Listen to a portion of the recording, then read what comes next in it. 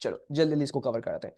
Concentration, factors affecting the rate of reaction. ठीक है, सबसे पहला फैक्टर क्या है? Concentration. Increasing the concentration of reactants, अगर मैं कॉन्सेंट्रेशन इंक्रीज कर दूं रिएक्टेंट्स की तो रेट ऑफ रिएक्शन इंक्रीज होगा या डिक्रीज होगा?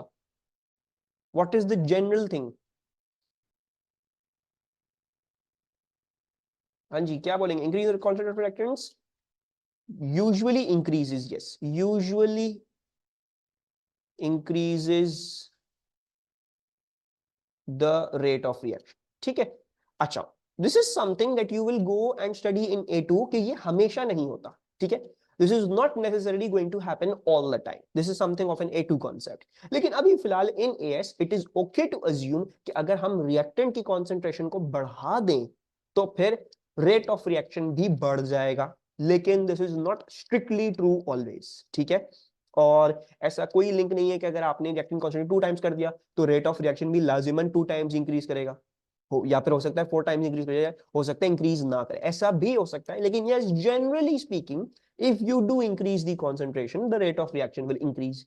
Can you give me a valid reasoning that you will say? अगर आपसे पूछे इसको एक्सप्लेन करो तो फिर आप इसको एक्सप्लेन कैसे करोगे?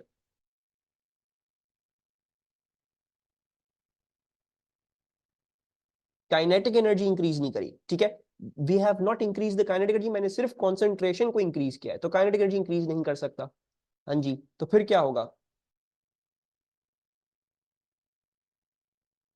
यस, मिशाल सेज करेक्टली, आपने अगर कॉन्सेंट्रेशन बढ़ा दिया रिएक्टेंट की तो आपके पास ज्यादा पार्टिकल हो गए हैं। ज्यादा पार्टिकल का मतलब क्या हो गया? ज्यादा कोलिजन हो गई। ज्यादा कोलिजन अगर हो गई तो इनमें से ज्यादा सक्सेसफुल कोलिजन्स होंगी। जब ज्यादा सक्सेसफुल कोलिजन्स होंगी तो फिर ज्यादा रेट ऑफ रिएक्शन हो जाएगा, राइट? एक है कोलिजन, एक है successful collision. Collision successful unsuccessful दोनों हो सकती है, जरूरी नहीं है सारी कोलिजन सक्सेसफुल हो। ठीक है, और तो बेसिकली जो कोलिजन्स जो है उनमें से कुछ छोटा सा हिस्सा हमेशा सक्सेसफुल होगा। अब अगर आप जो है पहले 100 कोलिजन कर रहे थे, if you were first doing 100 collisions और उसमें से 2% सक्सेसफुल होती थी, यानी 2 कोलिजन सक्सेसफुल होती थी। अब अगर आप ये करें होशियारी कि आप मुझे बोले भाई मैं 1000 कोलिजन्स कर रहा हूं अब, और अभी भी अगर हमारी परसेंटेज ऑफ सक्सेसफुलनेस इज स्टिल 2%, तो वही क्या बन जाएगा? वही 20 कोलिजन सक्सेसफुल बन गया। ठीक है, सो increasing the concentration basically does this. वो काइनेटिक एनर्जी इंक्रीज नहीं कर रहा, वो कुछ नहीं कर रहा, it's just the simple thing. 100 का 2% लोगे 2 आएंगे सक्सेसफुल, 1000 का 2% लोगे 20 आएंगे। आपने सिर्फ पार्टिकल्स इतने बढ़ा दिए हैं, इतनी ज्यादा कोलिजन्स अब होने लग गई हैं कि अगर 2% भी आपकी सक्सेस रेट, तो पहले के बनिस्बत अब ज्यादा ही कोलिजन्स आएंगी आपके पास जो सक्सेसफुल हो। This is what is happening when we are doing, when we are increasing the concentration. ठीक है, सो इधर इसको लिख लेते हैं। So more particles per unit volume. ठीक है, more particles per unit volume, so higher collision frequency। ठीक है, these are specific wordings you have to remember and write in your answers। more particles per unit volume, so higher collision frequency। collision frequency का मतलब जिस rate पे collisions हो रही थी अब वो ज्यादा हो जाएंगी। so there is a higher collision frequency। since there is a higher collision frequency, therefore क्या होगा? आपकी जो successful collisions हैं those will increase, and then we can say that the rate will also increase। ठीक है, इसके अलावा एक और बात हमें समझनी है कि अगर आपको गैस की कॉन्सेंट्रेशन इंक्रीज करनी है तो हो सकता है उसके अंदर वॉल्यूम या उसके छेड़खानी करने में थोड़ी सी मुश्किल हो, तो आप सीधा सीधा उसका प्रेशर इंक्रीज कर दो। ठीक है, if you want to increase the concentration of a gas, आप उसका प्रेशर इंक्रीज कर दो, क्योंकि जब आप प्रेशर इंक्रीज करोगे तो गैस पिचक जाएगी, ऑटोमेटिकली वो एक छोटे वॉल्यूम में ज्यादा पार्टिकल्स आ जाएंगे। और कॉन्सेंट्रेशन क्या था? Number of moles upon volume, right? तो अगर आप उनको अक्वायर कर दो एक छोटी वॉल्यूम, तो अब वो ऑटोमेटिक क्या हो गई? कॉन्सेंट्रेशन आपकी बढ़ गई। ठीक है, इज कॉन्सेंट्रेशन क्लियर? कोई प्रॉब्लम इसमें? एक्चुअली अगर मैं आ जाऊं सरफेस एरिया पे, सरफेस एरिया इंक्रीज अगर मैं करूं सरफेस एरिया, तो वो भी क्या करेगा? वो भी रेट ऑफ रिएक्शन इंक्रीज करेगा। Can you give me a valid explanation of it? Look at this figure, इस फिगर से अगर कुछ एक वैलिड एक्सप्लेनेशन मुझे लाके दे सको, सो आई बी वेरी वेरी हैप्पी कि भाई बच्चों का समझ में आ रहा है। More area of reactants exposed, बिल्कुल सही है, that's very good. So I can I से मास के पॉइंट को लेके क्या मैं ये कह सकता हूं surface area has increased? I can say that the surface area has increased. Yes, they can react from more sides. बिल्कुल सरफेस एरिया इंक्रीज करेगा, तो फिर हम इसके आगे क्या बात लिखेंगे?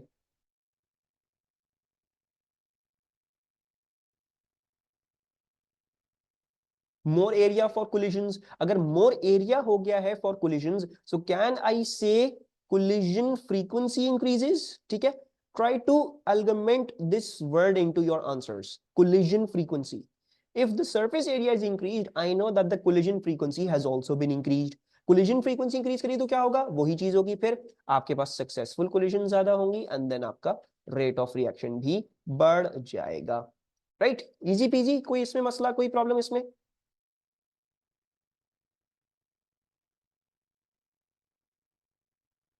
ओके जी, चलो आगे चलते हैं, आगे चलो। आई होप जो है वो कोई, अगर कोई भी प्रॉब्लम हो तो डू लेट मी नो। अच्छा, अब आ जाते हैं टेम्परेचर वाले पे। टेम्परेचर वाला थोड़ा सा मुश्किल है, ठीक है, इसको हमें थोड़ा सा डाइजेस्ट करना है।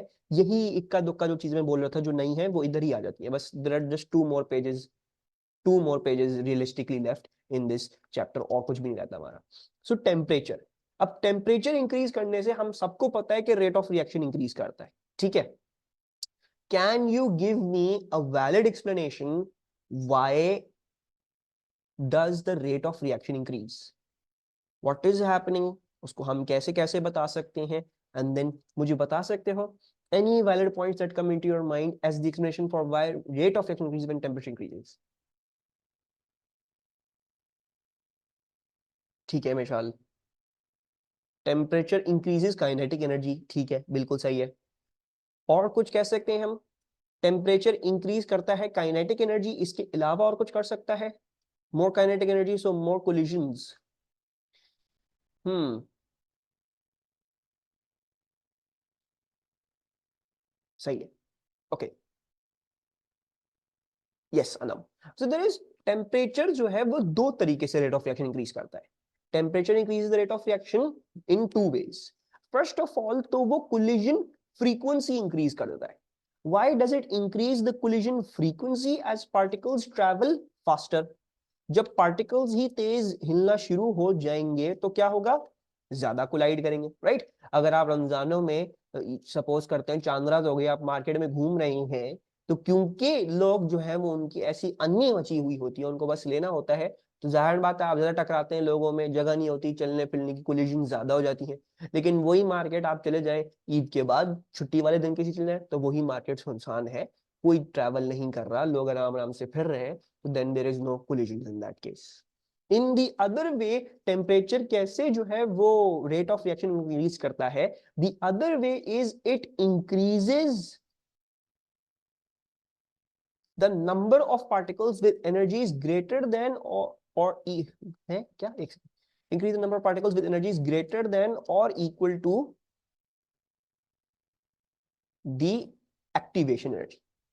The temperature is doing two things, एक चीज तो ये कि वो पार्टिकल्स को तेज कर देता है, तो वो ज्यादा कोलाइड करना शुरू कर देते हैं। दूसरी चीज वो क्या करता है, क्योंकि वो पार्टिकल्स की काइनेटिक एनर्जी भी इंक्रीज कर देता है, तो अब एक अगर कोलिजन हो तो उसका ज्यादा बड़ा चांस हो गया कि वो एक सक्सेसफुल कोलिजन होगी, ठीक है।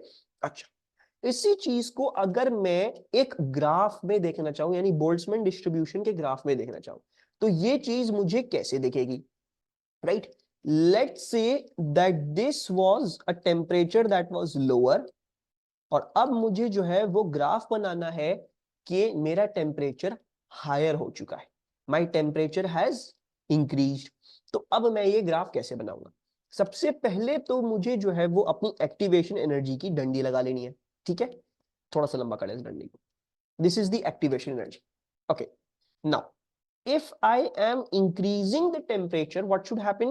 The number of particles having energies greater than or equal to the activation energy must increase. यानी इस बात का मतलब ये नहीं हो गया कि यहाँ पे जो एरिया अंडर द ग्राफ आ रहा है, अब the new area under the graph, यानी इस लाइन से आगे का जो एरिया अंडर ग्राफ होगा वो ज्यादा होना चाहिए ब्लू वाली लाइन से। सबको समझ में आ रहा है ये? यानी मेरा जो अब बोल्ट्जमैन डिस्ट्रीब्यूशन कर्व जो नया बनना चाहिए है, उसका area under the graph should be higher after the activation energy. मतलब यहां पे ज्यादा एरिया होना चाहिए पहले की बनिस्बत उस ब्लू वाले एरिया की बनिस्बत। Are you getting this? ये बात समझ में आ रही है?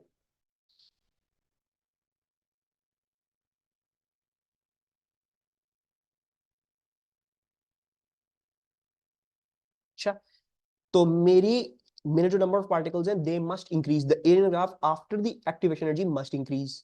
अब दूसरी बड़ी इंपॉर्टेंट बात है जो हमें इसमें समझनी है कि भाई अगर आप यहां से area under the graph increase कर रहे हो तो कहीं और से ये area under the graph decrease करा होगा।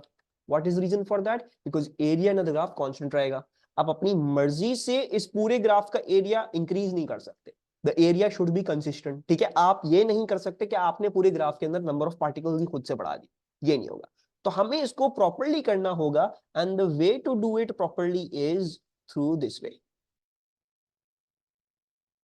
ठीक है, कुछ ऐसा बन जाता है जब आपके पास टेम्परेचर इंक्रीज करता है। दोबारा से समझो, the number of particles with activation energy with energy greater than equal to activation energy must increase. यानी एरिया अंडर द ग्राफ यहां से बढ़ना चाहिए और कहीं और से डिक्रीज करना चाहिए। तो मैंने क्या किया, मैंने पीक को छोटा करके आगे कर दिया ताकि जो इंक्रीज मैंने यहां पे बनाया है वो सारा का सारा यहाँ पे डिक्रीज आ रहा है। मतलब ये सारा एरिया ब्लू वाले ग्राफ में ज्यादा आ रहा है, whereas ये सारा area above this line the blue line वो सारा रेड वाले ग्राफ में ज्यादा आ रहा है। So I have modified the curve while also still making sure the area in the graph is consistent। मैंने आगे से एरिया ग्राफ इंक्रीज कर दिया लेकिन पीछे से पीक छोटी करके आगे बढ़ा दी ताकि मेरा क्या हो जाए, मेरा एरिया ग्राफ वाली जो मेरी कंडीशन थी कि भाई वो कांस्टेंट रहे, वो एज इट इज वहां पे प्लेस में रहे। ठीक है जी, ये बात समझ में आई आपको?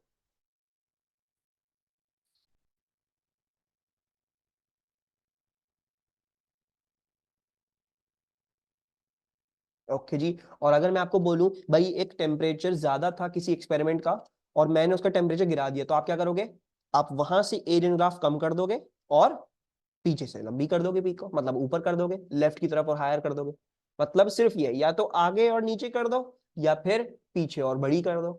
इफ द टेम्परेचर जो भी हम मेजर करेंगे आपको जो है उसके कर देना है। ठीक है, so moving the EA back that would also increase the area, right? So would that also define? No, that would not define। उनका एक्टिवेशन एनर्जी में टेम्परेचर चेंज नहीं ला सकता। ठीक है, temperature is not bringing the change in activation energy. Temperature सिर्फ ये कर सकता है, इट इज इंक्रीजिंग और decreasing the area under the graph after the activation energy, that's all. ठीक है, जो EA आगे पीछे होती है वो कैटलिस्ट की वजह से होती है, जो अभी हमें देखना है इन द नेक्स्ट स्लाइड। ठीक है, वो कैटलिस्ट कर सकता है actually। Moving on to the catalyst, using a catalyst increase the rate of reaction। Why does a catalyst increase the rate of reaction?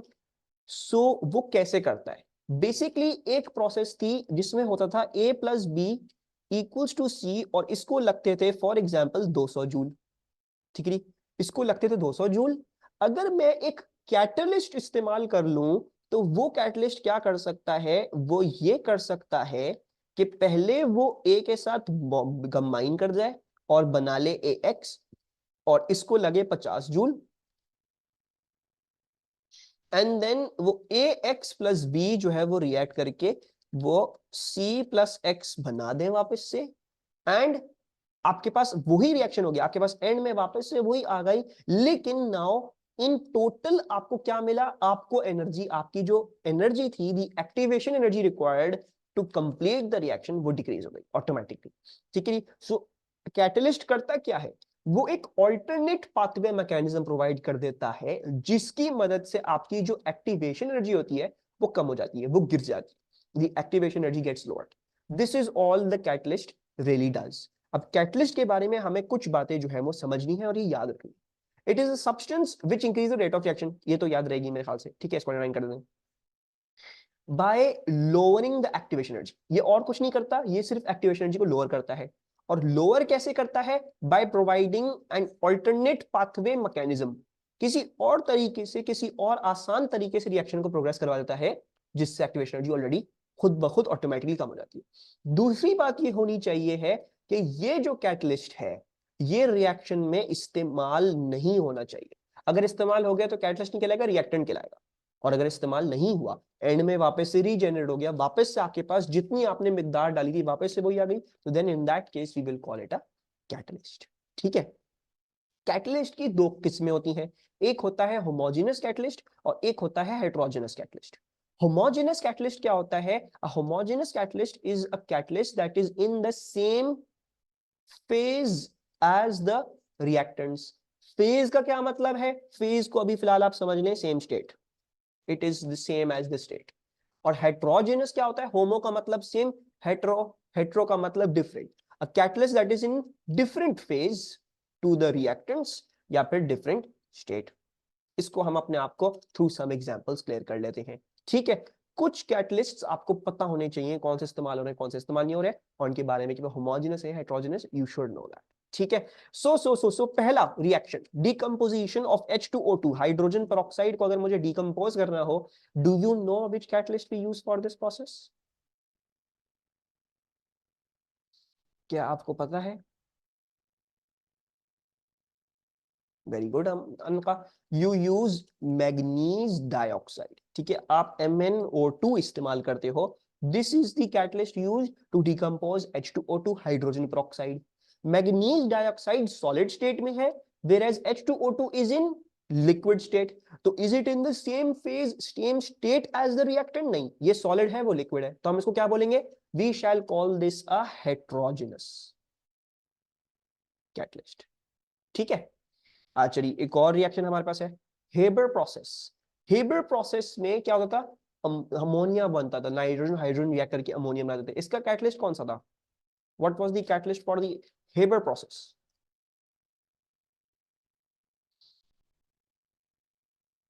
Yes, iron, ferrum. जो Haber process थी उसमें क्या होता था? उसमें आयरन या फिर हम फेरम कैटलिस्ट इस्तेमाल करते थे। Will it be a heterogeneous और होमोजेनस कैटलिस्ट? हेबर प्रोसेस के रिएक्टेंट्स क्या है? हाइड्रोजन और नाइट्रोजन। और आयरन आपको पता होती है क्या स्टेट होती है, तो हेट्रोजेनस है होमोजेनस है?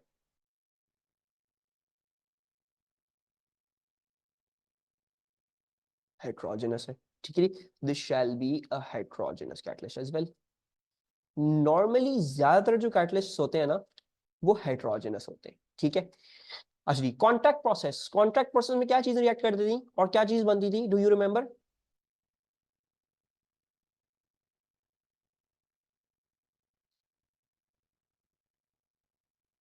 These are very important processes, ये हमने डिस्कस भी करी हैं इक्विलिब्रिया वाले चैप्टर में।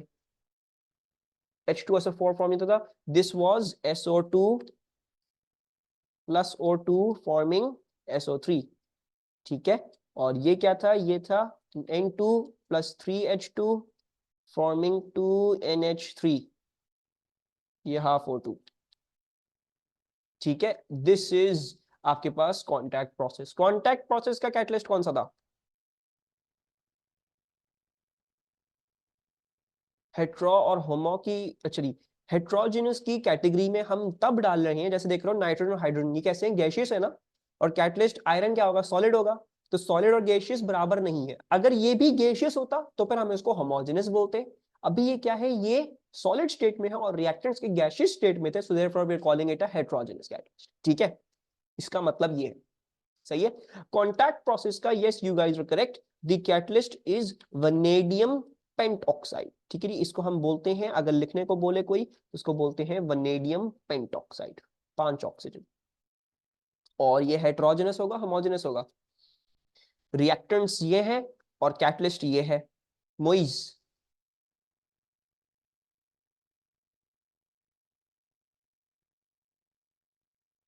Moise, the reason for that is heterogeneous catalysts do the catalysis in a different manner and homogeneous catalysts do a catalysis in a different manner. ठीक है। ये चीज जो डिफरेंट मैनर वाली चीज है ना, वो आप इंशाल्लाह आई थिंक इट्स, हाँ, रिएक्शन काइनेटिक्स में पढ़ोगे A2 में। ठीक है, it I believe it shall be your second chapter. Although डाल सकते थे इसमें, लेकिन उन्होंने इसको निकाल के फालतू में वहां पे डाला हुआ है। आई थिंक इतनी तो अंडरस्टैंडिंग हो जाती है बच्चों को, लेकिन वो A2 में पढ़ोगे तुम ज्यादा डिटेल में कि हेट्रोजेनस होमोजेनस हम क्यों पढ़ रहे हैं। And yes this is a heterogeneous catalyst as well. तो देख रहे होगे अभी तक सारे के सारे कैटलिस्ट जो थे वो हेट्रोजेनस ही थे। Hydrogenation of CC double bond, do you know what's the catalyst for this? Alkenes को हाइड्रोजनेट करना। प्लैटिनम और निकल, yes very good. More commonly used one is the निकल। और निकल भी क्या होगा सॉलिड में, अल्कीन गैसियस होते हैं, लिक्विड हो जाएगा, ठीक है, सॉलिड ज्यादातर नहीं होते हैं alkenes. So this is also heterogeneous catalyst.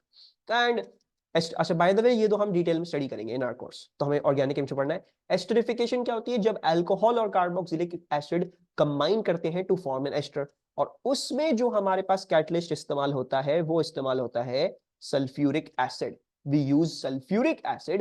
Sulfuric acid is aqueous. Alcohol and carboxylic acids are also aqueous.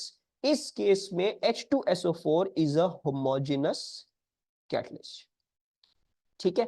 There are also some other examples of homogeneous catalysts. लेकिन अगर आप ये 5 याद कर लो तो आपके लिए more than enough होगा। हम with the course कुछ reactions देख रहे होंगे जहां पे catalysis हो रही है via homogeneous catalysts, and heterogeneous तो हम ऑलरेडी देख चुके हैं 2-3 एग्जांपल्स, और हम आगे भी देखते रहेंगे इस चीज को। ठीक है जी। So these are some things that you should know with regards to the catalysts. और अगर मैं यही चीज आपको बोलता सर सिर्फ होमोजेनस की एक ही याद करेंगे, हम विद द कोर्स कुछ और भी एग्जांपल्स देखेंगे। होमोजेनस कैटलिस्ट की एक और भी है, एक दो और है, तो वो हम देखेंगे। बट यस इतनी अभी फिलहाल के लिए अगर अभी जो है वो ये 5 भी याद कर लोगे, so these are more than enough. अच्छा, सिर्फ ये जो बेसिकली जो टेबल दिया है ना आपके सामने, just to help you relate and understand heterogeneous homogeneity क्या है, ठीक है।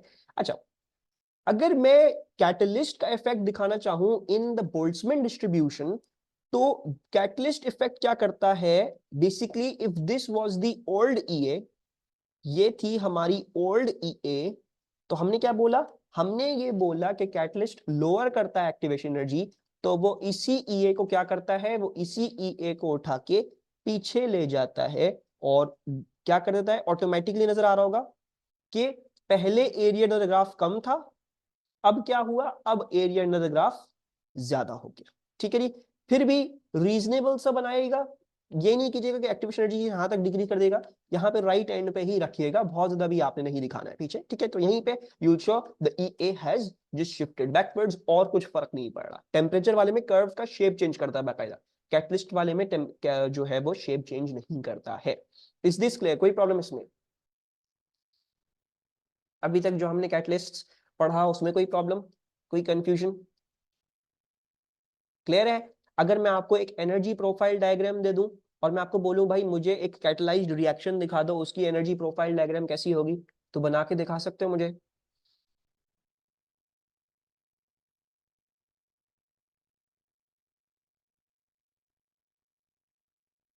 छोटा मतलब ऐसे कर दूं? ये सही है? नहीं, कर्व विल बी लोअर, नहीं फिर कैसे? ऐसे? ऐसे बोलना चाह रहे हो? प्रोडक्ट सेम हाइट, प्रोडक्ट तक जाए, प्रोडक्ट तक जाना चाहिए, यानी मतलब ये वाला गलत था, तो ऐसी बात है। और बिल्कुल सही बात है आप लोगों की, the delta H must remain same, the E A should decrease. ठीक है, आपका ई ए कम होना चाहिए, आपका डेल्टा एच कम नहीं होना चाहिए। That is something that we should know. ये क्या आ गया? ये आप आपके पास कैटलाइज्ड रिएक्शन का ग्राफ। सैडली हम आज एक ही टॉपिक कर पाए हैं, आई थॉट जल्दी हो जाएगा, बट पता नहीं